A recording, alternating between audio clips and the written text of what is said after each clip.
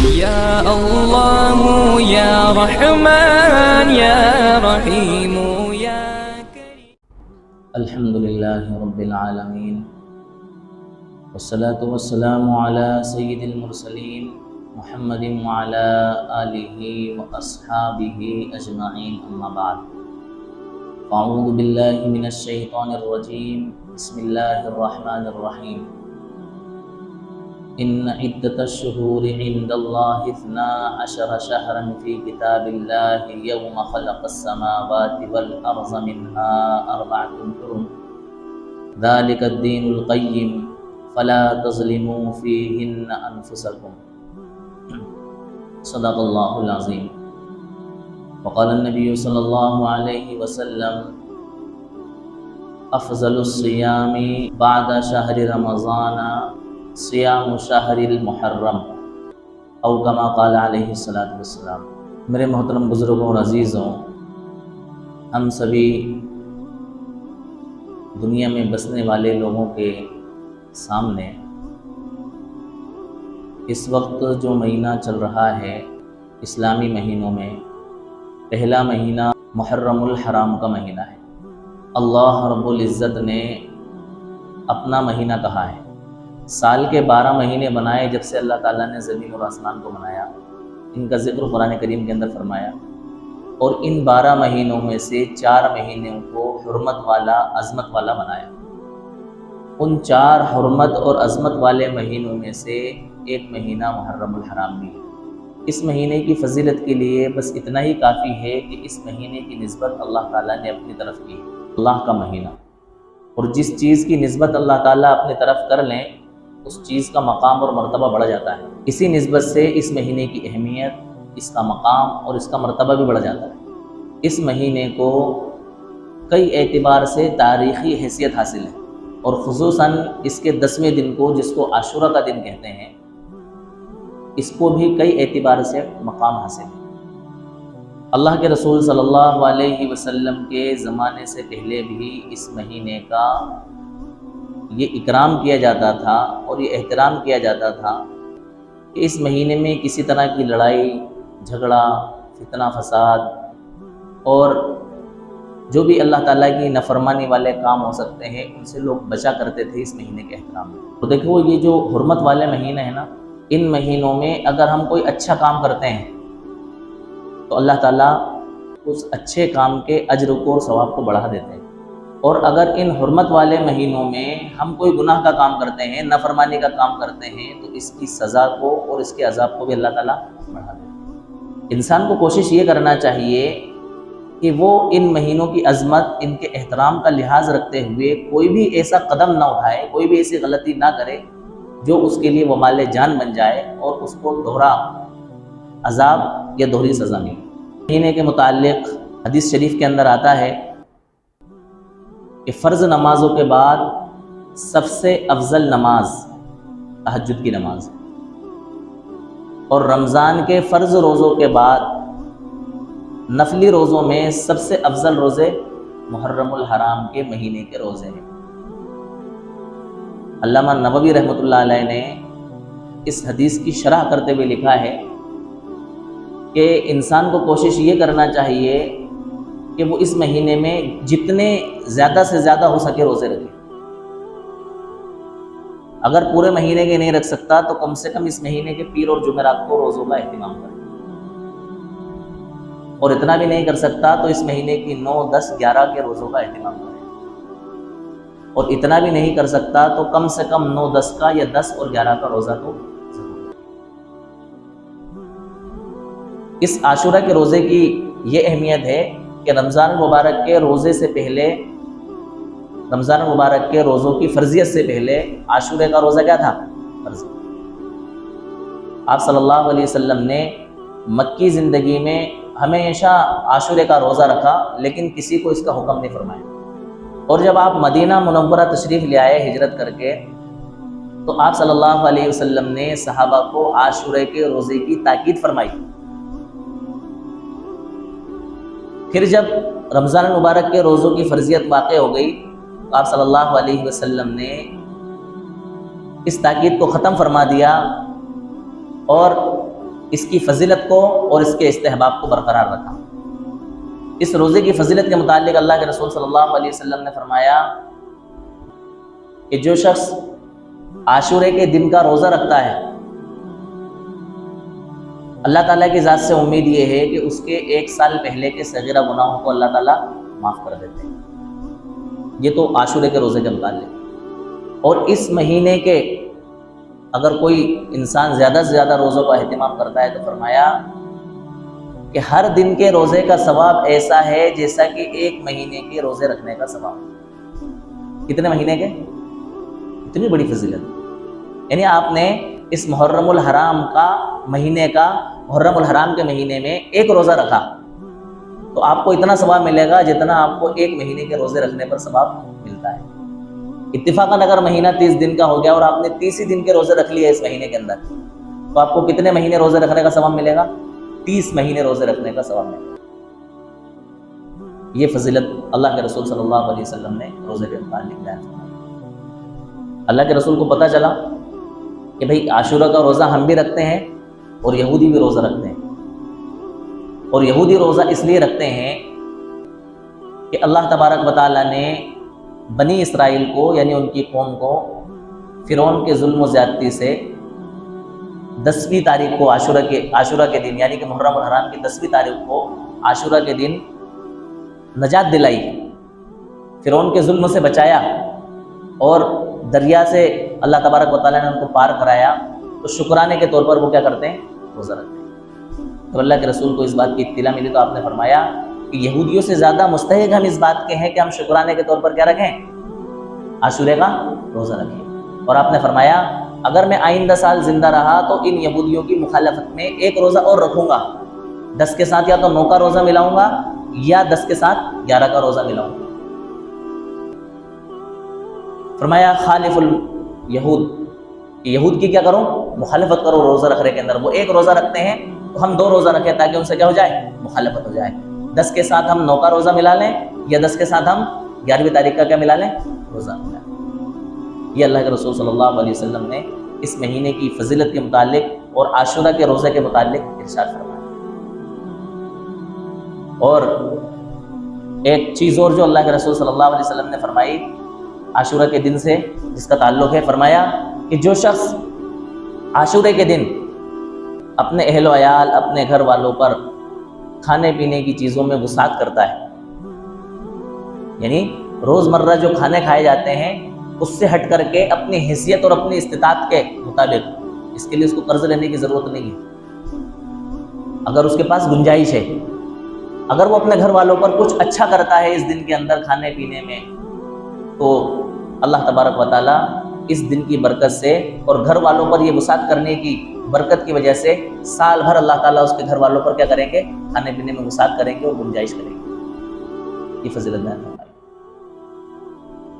بے شمار واقعات تاریخ کے بھرے پڑے ہیں محرم الحرام کے مہینے سے جن کا تعلق ہے اور عاشورہ کے دن سے جن کا تعلق ہے۔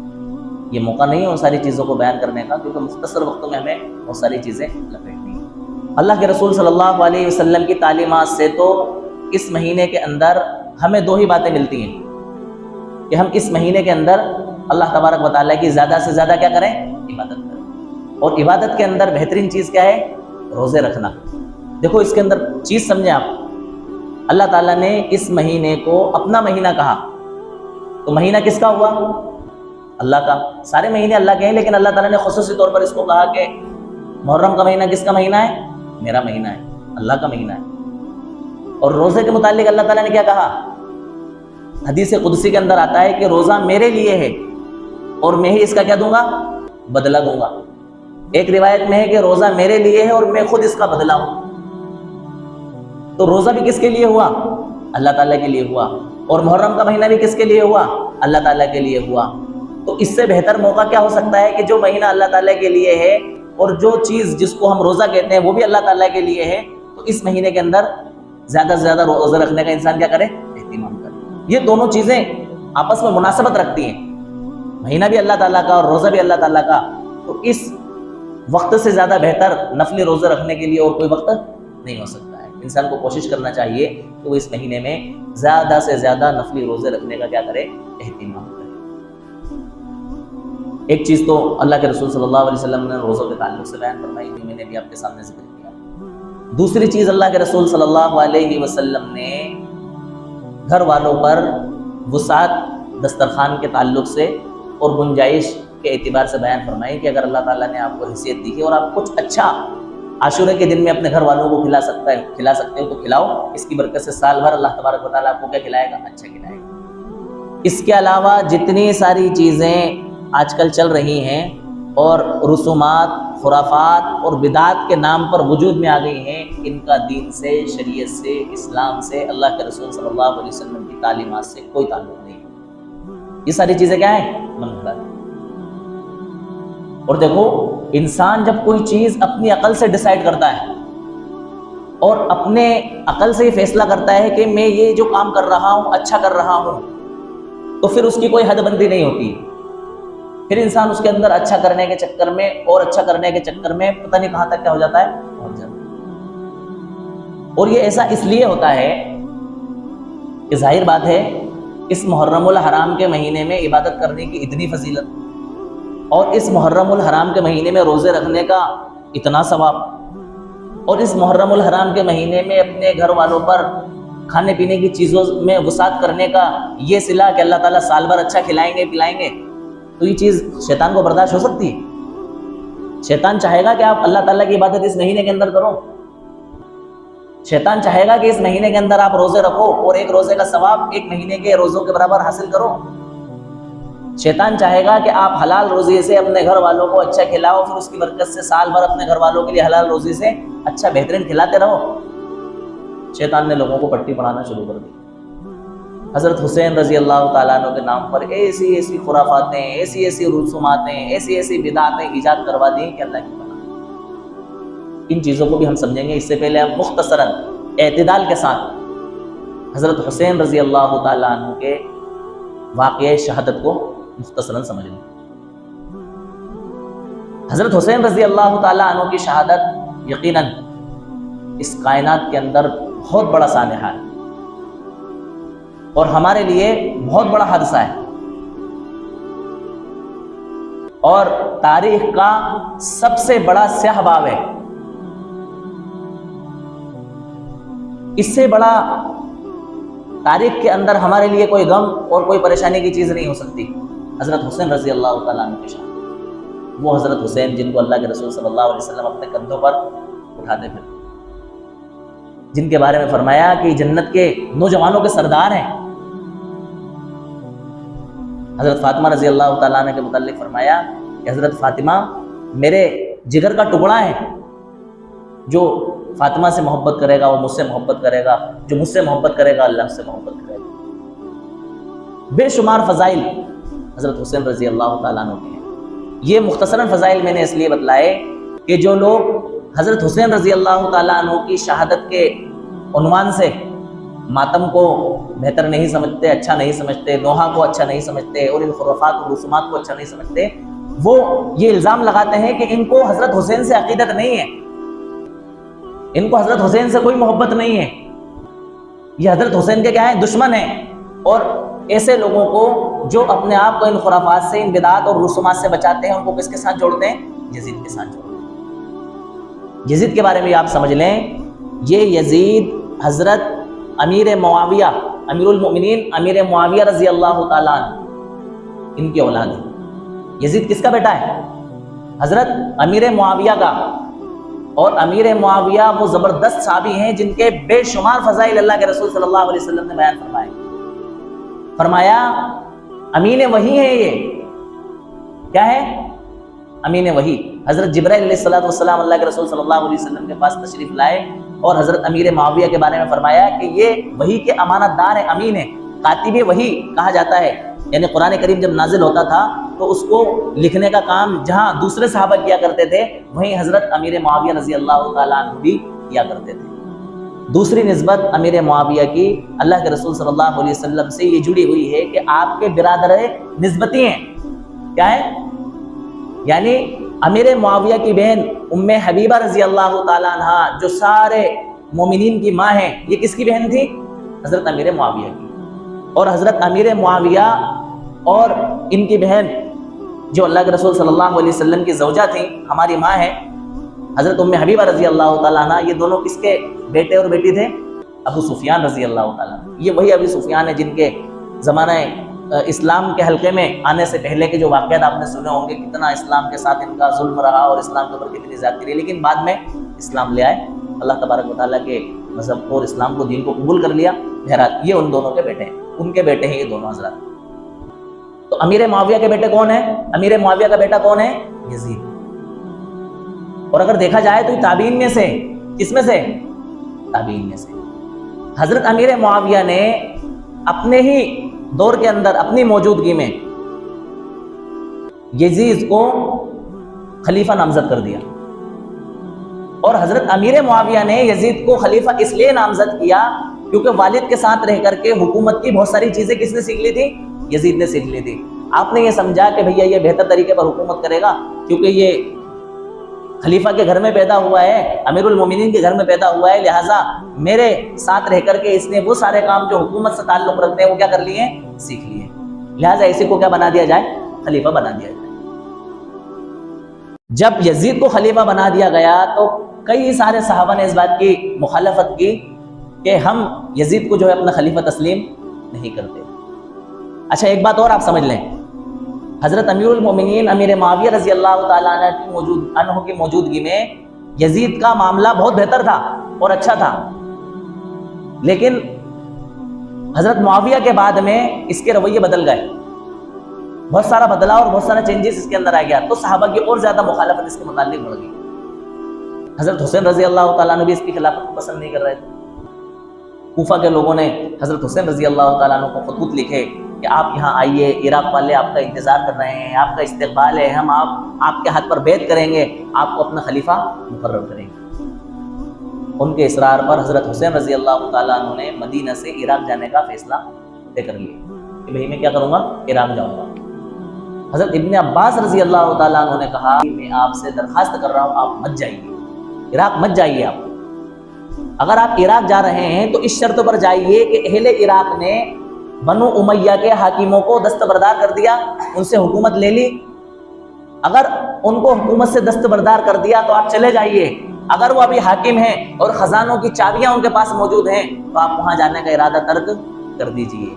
بے شمار صحابہ نے سمجھایا، لیکن حضرت حسین رضی اللہ تعالیٰ وہاں جانے کا پختہ ارادہ کر چکے تھے، اس لیے وہاں سے نکل گئے۔ جب آپ مدینہ سے عراق کے لیے روانہ ہوئے تو راستے میں آپ کی ایک فرزدق نام کے شاعر سے ملاقات ہوئی، اس سے پوچھا کہ بھئی عراق کے حالات کیسے ہیں؟ تو بتلایا کہ اہل عراق کے دل آپ کے ساتھ ہیں، یعنی دلی طور پر وہ آپ کو چاہتے ہیں، اور تلواریں یزید کے ساتھ ہیں، یعنی کہ اگر جنگ کرنے کا موقع آیا تو وہ آپ کا ساتھ نہیں دیں گے، اور فیصلہ اللہ تعالیٰ کے اختیار میں ہے، جو چاہیں گے اللہ تعالیٰ وہ کر کے رہے گا۔ اس کے بعد بھی حضرت حسین رضی اللہ تعالیٰ عنہ نے اپنا لشکر آگے بڑھایا۔ حضرت حسین عراق کی طرف بڑھ رہے تھے، اسی دوران ابن زیاد کو آپ کی آمد کی خبر لگ گئی۔ ابن زیاد نے حر بن یزید کو 1000 گھوڑ سواروں کے ساتھ حضرت حسین رضی اللہ تعالیٰ عنہ کی تلاش میں ان کا گھیراؤ کرنے کے لیے بھیج دیا۔ اچھا اسی دوران ابن زیاد نے کیا کیا؟ عبید اللہ ابن زیاد نے کہ مدینہ سے عراق کی طرف جتنے راستے آ رہے تھے ان سارے راستوں کی ناکہ بندی کر دی، اور حضرت حسین ادھر سے آ رہے، ادھر سے حر بن یزید نے ایک مقام پر پہنچ کر کے حضرت حسین رضی اللہ تعالیٰ عنہ کو گھیر لیا۔ جب حضرت حسین رضی اللہ تعالیٰ عنہ کو گھیرا تو حضرت حسین نے کہا کہ مجھے 3 باتوں میں سے کوئی ایک بات کرنے دی جائے، یا تو مجھے آگے بڑھنے دیا جائے یا مجھے واپس مدینہ جانے دیا جائے۔ حر ابن یزید نے کہا کہ نہ تو میں آپ کو مدینہ کی طرف لوٹنے دوں گا اور نہ ہی میں آپ سے جنگ کروں گا اور نہ ہی میں آپ کو آگے بڑھنے دوں گا۔ تیسری بات جو کہی تھی حضرت حسین رضی اللہ تعالیٰ عنہ نے، اس کو حر بن یزید نے قبول کر لیا اور کہا کہ ہاں ایک راستہ ہے آپ کے پاس کہ کسی ایسے راستے سے جو کہ عراق کی طرف نہ جاتا ہو آپ مدینہ کی طرف جانے کے لیے اختیار کر سکتے ہیں۔ آپ نے شمال کی طرف میں جو کہ راستہ نینوا کی طرف جاتا تھا اس راستے کی طرف چلنے کے لیے آپ نے فیصلہ کر لیا۔ چنانچہ حضرت حسین رضی اللہ تعالیٰ عنہ اس راستے کی طرف چلے اور پیچھے پیچھے حر بن یزید بھی چلا۔ جب مقام کربلا پر پہنچے تو حر بن یزید کو ابن زیاد کا خط ملا. اس خط کے اندر لکھا ہوا تھا کہ حضرت حسین کو، میں یہ ادب کے ساتھ نام لے رہا ہوں، اس نے تو ایسا نہیں لکھا ہوگا کہ حسین کو آگے نہ بڑھنے دیا جائے، بلکہ وہیں پر ان کو روک لیا جائے اور ان کی سواریوں سے اتار لیا جائے.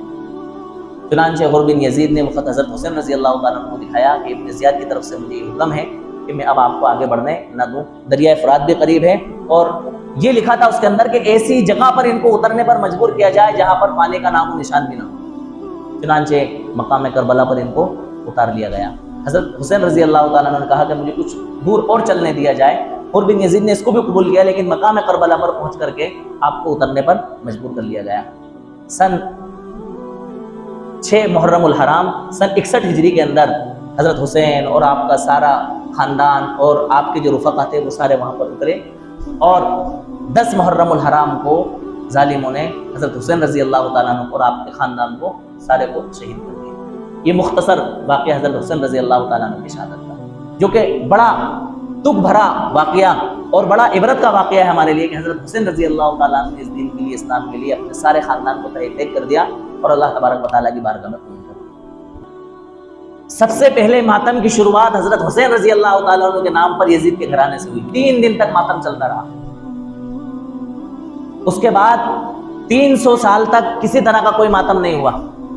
دوسرے نمبر پر سن 352 ہجری کے اندر اس ماتم کی شروعات ہوئی. بغداد کے حاکم نے وہاں کے لوگوں کو ماتم کرنے کا کہہ دیا. اس کے ٹھیک 10-11 سال کے بعد میں سن 363 ہجری کے اندر پورے مصر کے اندر حکومتی طور پر حضرت حسین رضی اللہ تعالیٰ عنہ کے نام پر کیا گیا؟ ماتم کیا گیا. اور ہمارے اس ہندوستان کے اندر ماتم، تعزیہ داری، گھوڑے، برا، یہ سارے خرافات جو ہیں 9 صدی ہجری کے اندر آئی ہیں. کتنی صدی ہجری کے اندر؟ 9 صدی ہجری کے اندر. دھیرے دھیرے اتنا بڑھاوا حضرت حسین رضی اللہ تعالیٰ عنہ کے نام پر ہوا کہ لوگ ان خرافاتوں میں مبتلا ہو کر کے جو اصل چیز اس مہینے کے اندر اور ان دنوں کے اندر کرنے کی تھی اس سے کیا ہو گئے؟ بے خبر ہو گئے اور کافر ہو گئے. اس کو بالکل پس پشت ڈال دیا. دیکھو آپ، محرم الحرام آتے ہی لوگوں کے ڈھول تاشے، تماشے، گھوڑے، برراکیں، تعزیے، الگ الگ علاقے کی الگ الگ خرافاتیں. اور پھر ان خرافاتوں پر بس نہیں، ان کے اندر ایسی چیزیں شرک و بدعات کی جا رہی ہیں کہ اللہ کی پناہ. گھوڑے، اس کا کیا تعلق حضرت حسین رضی اللہ تعالیٰ عنہ سے بتائیے آپ. اور اگر حضرت حسین رضی اللہ تعالیٰ عنہ کی تعزیت ہمیں کرنا ہی ہے تو وہ تو تعزیت اس وقت کے لوگوں نے کر لی، ختم ہو گئی تعزیت. بھئی کسی کا انتقال ہوتا ہے تو ہم اس کے گھر جاتے ہیں تعزیت کرنے کے لیے، اگر اتفاق سے ہم اس کی میت میں نہیں پہنچ پائے، ہے نا، کہ بھئی فلاں صاحب ہمارے رشتہ دار تھے، عزیز تھے، ملنے والے تھے، اتفاق سے ہم حج پہ یا عمرے پہ تھے، ہماری ملاقات نہیں ہو گئی، چلو اب چل کے گھر کے تھوڑا سا ان کے گھر غم تقسیم کر کے آ جاتے ہیں کہ بھئی ہمارے گھر آئے تھے. اس کو کہتے ہیں تعزیت کرنا. کسی کی غم خاری میں شریک ہونا کیا کہلاتا ہے؟ تعزیت کرنا. کبھی ہم نے ایسا دیکھا کہ 50 سال پہلے ہمارے دادا کا انتقال ہوا اور اب کا کوئی انسان ہمارے گھر آیا ہو کہ بھئی تمہارے دادا کا انتقال ہوا تھا، میں اس وقت میں نہیں آ پایا، آج آ کر کے میں آپ کی کیا کر رہا ہوں؟ تعزیت کر رہا ہوں. اس سے بڑی بے وقوفی کیا ہوگی کہ ہزاروں سال حضرت حسین رضی اللہ تعالیٰ عنہ کی شہادت کو ہو گئے اور ابھی تک ہماری تعزیت ختم نہیں ہو رہی. یہ عشق کے نام پر، حضرت حسین رضی اللہ تعالیٰ عنہ سے عشق کے نام پر ایک نمبر کا فراڈ ہے، دھوکہ ہے اور یہ جھوٹ ہے. اس طرح کی تعزیتیں اور اس طرح کی خرافاتیں اور رسوماتیں اور بدعاتیں ہمارے اسلام کے اندر نہیں. اور پھر اگر حضرت حسین رضی اللہ تعالیٰ عنہ شہید ہوئے، اس کا ہمیں دکھ ہے، تو اس کے متعلق اللہ تعالیٰ نے فرمایا وَاسْتَعِينُوا بِالصَّبْرِ وَالصَّلَاةِ، کہ اللہ تعالیٰ سے مدد مانگو صبر کے ذریعے اور نماز کے ذریعے. فرمایا الذین اذا اصابتهم مصیبہ قالوا انا للہ و انا الیہ راجعون، کہ اہل ایمان کی صفت یہ ہے کہ جب ان کو کوئی مصیبت پہنچتی ہے تو وہ انا للہ و انا الیہ راجعون پڑھتے ہیں. اور جو کوئی مصیبت ہمیں پہنچتی ہے تو اس مصیبت پر ہمیں کیا ہے؟ وَاصْبِرْ وَمَا صَبْرُكَ، جو کچھ مصیبت آپ پر پہنچ رہی ہے اس مصیبت پر آپ کیا کیجئے؟ صبر کیجئے. صبر کی تلقین ہے نا ہمیں. تو یہ سب چیزیں کرنے کی تھوڑی ضرورت ہے کہ ہم اپنا سینہ پیٹیں، اپنے بال نوچیں، اپنے تماشوں پر ماریں اور چھریوں سے، چاقوؤں سے، بلیٹوں سے اپنے جسموں کو کیا کریں؟ زخمی کریں. یہ اسلامی طریقہ نہیں ہے. یہ شہادت حسین کے نام پر کیا ہے؟ ڈھونگ ہے. یہ شہادت حسین کے نام پر ایک فراڈ ہے، شہادت حسین کے نام پر یہ جو ہے نا خرافاتیں ہیں، بدعتیں ہیں۔ بھئی حضرت حسین رضی اللہ تعالیٰ عنہ نے تو دین کے لیے اپنے آپ کو مٹایا، ہم دین کے لیے تھوڑی مٹا رہے ہیں۔ اور حضرت حسین رضی اللہ تعالیٰ عنہ اگر شہید ہوئے ہیں تو ان کو تو اللہ تبارک و تعالیٰ نے بہت بڑا مقام دیا ہے، شہید کا کوئی چھوٹا موٹا مقام ہے؟ نبیین اور صدیقین کے بعد تیسرے نمبر کا درجہ ہے شہادت کا۔ اللہ تعالیٰ نے فرمایا اولئک الذین انعم اللہ علیہم من النبیین والصدیقین والشہداء والصالحین، جن لوگوں پر اللہ تعالیٰ نے انعام کیا وہ کون ہیں؟ نبی ہیں، صدیقین ہیں، شہداء ہیں اور صالحین ہیں۔ تو اللہ تعالیٰ نے تو ان کے اوپر شہادت دے کر کے بہت بڑا انعام کیا، احسان کیا، اور فرمایا وَلَا تَقُولُوا لِمَنْ يُقْتَلُ فِي سَبِيلِ اللَّهِ أَمْوَاتٌ بَلْ أَحْيَاءٌ وَلَكِنْ لَا تَشْعُرُونَ، جو لوگ اللہ کے راستے میں شہید کر دیے جاتے ہیں وہ مرے نہیں ہیں بلکہ زندہ ہیں۔ وہ کیسا زندہ ہے اس کا تم شعور نہیں کر سکتے، اس کے بارے میں تم سوچ نہیں سکتے کہ وہ کس کیفیت میں، کس کنڈیشن میں زندہ ہے۔ تو بھائی حضرت حسین رضی اللہ تعالیٰ عنہ تو زندہ ہے، زندے کا کیسا ماتم؟ ہم میں سے جو زندہ ہے ہم ان کا کبھی ماتم کرتے ہیں؟ ہم کبھی نوحہ کرتے ہیں کہ بھائی فلاں آدمی زندہ ہے، چلو میں اس کی طرف سے غم منا رہا ہوں، میں تو رو رہا ہوں، پیٹ رہا ہوں کہ میرا فلاں آدمی زندہ ہے؟ بھائی رویا کس کے لیے جاتا ہے؟ جو کوئی ہمارا عزیز اقارب، ہمارے گھر کا ہمارا بڑا، ہمارے گھر میں سے کوئی انتقال کر جاتا ہے تو فطری طور پر ہمیں غم آتا ہے اور رونا آتا ہے، اسی کو ماتم کہتے ہیں۔ ماتم کی اب الگ بات ہے کہ شکل بدل گئی ہے، جو فطری طور پر رونا آتا ہے یہی رونا کیا ہے؟ غم ہے۔ تو جب حضرت حسین رضی اللہ تعالیٰ عنہ اللہ تعالیٰ کے یہاں زندہ ہیں تو زندوں کا غم کس بات کا؟ یہ تو عقل بھی تسلیم نہیں کر رہی نا اس بات کو، تو لہٰذا حضرت حسین رضی اللہ تعالیٰ عنہ کا نام لے کر کے غم کرنا، ماتم کرنا، نوحہ کرنا، تعزیہ داری کرنا، گھوڑے اور براغے نکالنا اللہ کی قسم یہ اللہ تعالیٰ کو پسند نہیں ہے۔ اس سے حضرت حسین رضی اللہ تعالیٰ عنہ کی روح خوش نہیں ہوگی، بلکہ حضرت حسین رضی اللہ تعالیٰ عنہ کو اس سے الٹی تکلیف پہنچ رہی ہے کہ میرے نانا کی امت میرے نام پر کس طرح کی خرافاتوں میں، کس طرح کی بدعات میں، کس طرح کی رسومات میں، ان گھوڑوں میں، ان گدھوں میں ملوث ہو کر کے میرے نانا کو کیا کر رہی ہے؟ تکلیف پہنچا رہی ہے۔ ہمارے سارے اعمال اللہ کے رسول صلی اللہ علیہ وسلم کے سامنے پیش کیے جاتے ہیں، ہر جمعرات اور پیر کے روز ہمارے سارے نامہ اعمال اللہ کے رسول صلی اللہ علیہ وسلم کے سامنے پیش ہوتے ہیں۔ آپ بتائیے حضرت محمد صلی اللہ علیہ وسلم کے سامنے جب ہمارے گھوڑے اور براغے یہ تعزیے اور یہ خرافاتیں پوشیں گی تو اللہ کے رسول خوش ہوں گے؟ اور اگر حضرت حسین رضی اللہ تعالیٰ عنہ کی اسلام کے نام پر شہادت ہوئی ہے، کیونکہ بہت بڑا دکھ ہے اور بہت بڑے افسوس کا مقام ہے، تو صرف حضرت حسین کی شہادت نہیں ہوئی ہے اسلام کے لیے، ان کے والد حضرت علی رضی اللہ تعالیٰ عنہ کی بھی شہادت ہوئی ہے، امیر المؤمنین حضرت عثمان بن عفان رضی اللہ تعالیٰ عنہ کی بھی شہادت ہوئی ہے، حضرت عمر فاروق رضی اللہ تعالیٰ عنہ کی بھی شہادت ہوئی ہے۔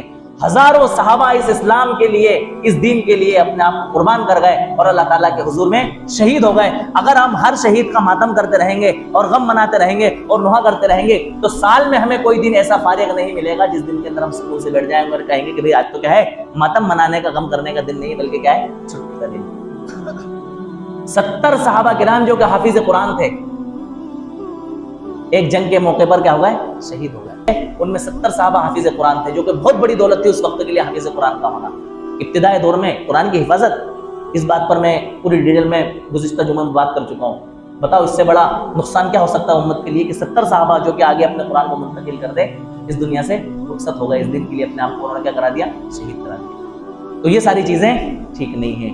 اس محرم الحرام کے مہینے کو جس طرح سے ہم عام دنوں کو گزارتے ہیں، عام دن گزارتے ہیں، اسی طرح سے اس مہینے کو ہمیں گزارنا ہے۔ اس میں کوئی خاص اور کوئی نیا ہمیں کرنے کی ضرورت نہیں ہے۔ بہت سارے لوگ دوسرے لوگوں کی دیکھا دیکھی کاروبار بند کر دیتے ہیں کہ بھئی محرم الحرام کے مہینے میں کاروبار میں برکت نہیں ہوتی، روزی میں برکت نہیں ہوتی۔ نہیں میرے دوست، یہ محرم الحرام کا مہینہ نہ تو خوشیوں کا مہینہ ہے اور نہ ہی یہ محرم الحرام کا مہینہ نحوستوں کا مہینہ ہے۔ یعنی اس مہینے کے اندر نہ تو اللہ تبارک و تعالیٰ کی طرف سے کوئی بے برکتیاں نازل ہوتی ہیں اور نحوستیں نازل ہوتی ہیں، نہ ہی یہ ہے کہ اس مہینے کے اندر ڈھول تاشے بجائے جائیں اور خوشیاں منائی جائیں۔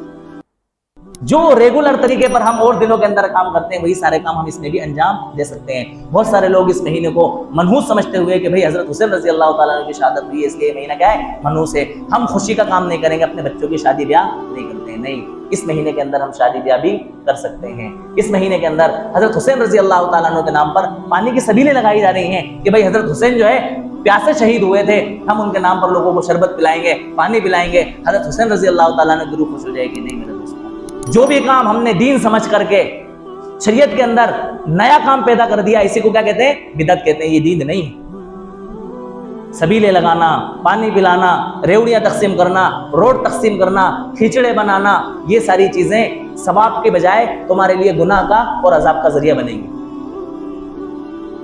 घोड़े बुर्रा के बताओ उनसे अकीदतें, मुझे लोगों ने बताया औरतें जा रही हैं और उन औरतों को देखने के लिए माशाल्लाह नौजवान भी जा रहे हैं, बन सच के, खूब अच्छा बन संवर के, सज धज के बड़े साहब के वहां जा रही, वहां हाजिर हो रही। लोग बड़े साहब को देखने नहीं जा रहे हैं, उन औरतों को देखने के लिए जा रहा है, आपको नहीं पता है।